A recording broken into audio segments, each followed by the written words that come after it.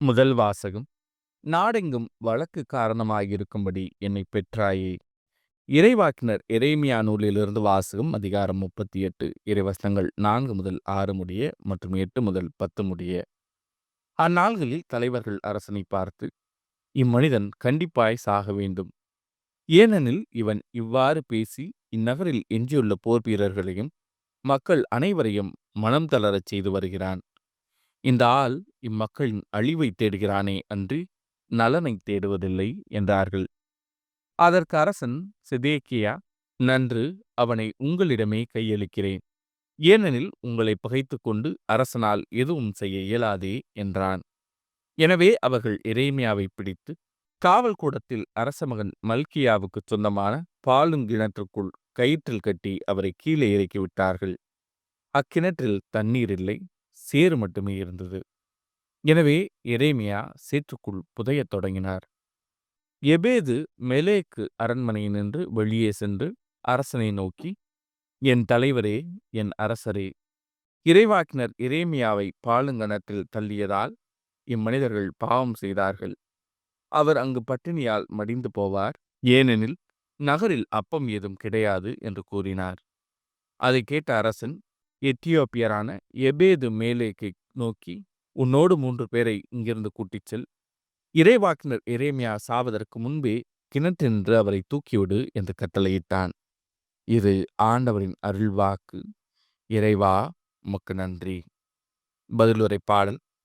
ஆண்டவரே, எனக்கு உதவி செய்ய விரைந்து வாரும். நான் ஆண்டவருக்காக பொறுமையுடன் காத்திருந்தேன். அவரும் என் பக்கம் சாய்ந்து எனது மன்றாட்டை கேட்டருளினார். ஆண்டவரே, எனக்கு உதவி செய்ய விரைந்து வாரும். அழிவின் குழியிலிருந்து என்னை அவர் வெளிக்கொணர்ந்தார். சேறு நிறைந்த பள்ளத்தினின்று தூக்கி எடுத்தார். கற்பாறையின் மேல் நான் காலூன்றி நிற்கச் செய்தார். என் காலடிகளை உறுதிப்படுத்தினார். ஆண்டவரே, எனக்கு உதவி செய்ய விரைந்து வாரும். புதியதொரு பாடலை, நம் கடவுளை புகழும் பாடலை என் நாவினின்று எழச் செய்தார். பலரும் இதை பார்த்து அச்சங்கொண்டு ஆண்டவர் மீது நம்பிக்கை கொள்வர்.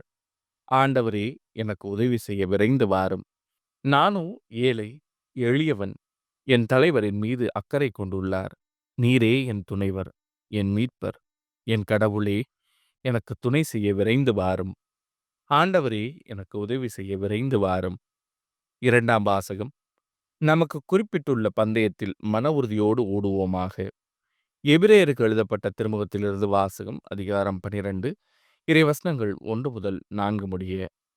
சகோதரர் சகோதரிகளே, திரண்டு வரும் மேகம் போல் இத்தனை சாட்சிகள் நம்மை சூழ்ந்து நிற்க, எந்த சுமையையும் நம்மை பற்றி கொண்டிருக்கும் எந்த பாவத்தையும் உதறி தள்ளிவிட்டு நமக்கு குறிப்பிட்டுள்ள பந்தயத்தில் மன உறுதியோடு ஓடுவோமாக.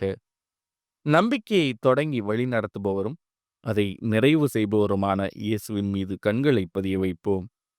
அவர் தாம் அடைய இருந்த மகிழ்ச்சியின் பொருட்டு இழிவையும் பொருட்படுத்தாமல் சிலுவையை ஏற்றுக்கொண்டார். இப்போது கடவுளது அரியணையின் வலப்பக்கத்தில் வீற்றிருக்கிறார்.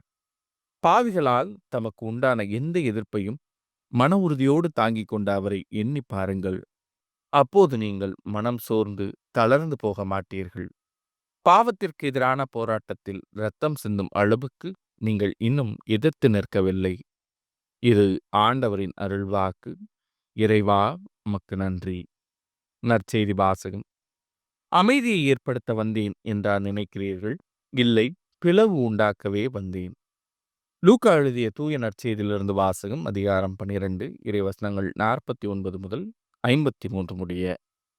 அக்காலத்தில் இயேசு தம் சீடரை நோக்கி கூறியது, மண்ணுலகில் தீ மூட்ட வந்தேன். அது இப்பொழுதே பற்றி எரிந்து கொண்டிருக்க வேண்டும் என்பதே என் விருப்பம். ஆயினும் நான் பெற வேண்டிய ஒரு திருமுழுக்கு உண்டு. அது நிறைவேறும் அளவும் நான் மிகவும் மன நெருக்கடிக்குள்ளாகி இருக்கிறேன். மண்ணுலகில் அமைதியை ஏற்படுத்த வந்தேன் என்றா நினைக்கிறீர்கள்? இல்லை, பிளவு உண்டாக்கவே வந்தேன் என உங்களுக்கு சொல்கிறேன்.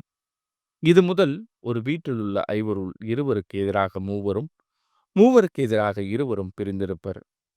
தந்தை மகனுக்கும், மகன் தந்தைக்கும், தாய் மகளுக்கும், மகள் தாய்க்கும், மாமியார் தன் மருமகளுக்கும், மருமகள் மாமியாருக்கும் எதிராக பிரிந்திருப்பர். இது ஆண்டவரின் அருள்வாக்கு. கிறிஸ்துவே, உமக்கு புகழ்.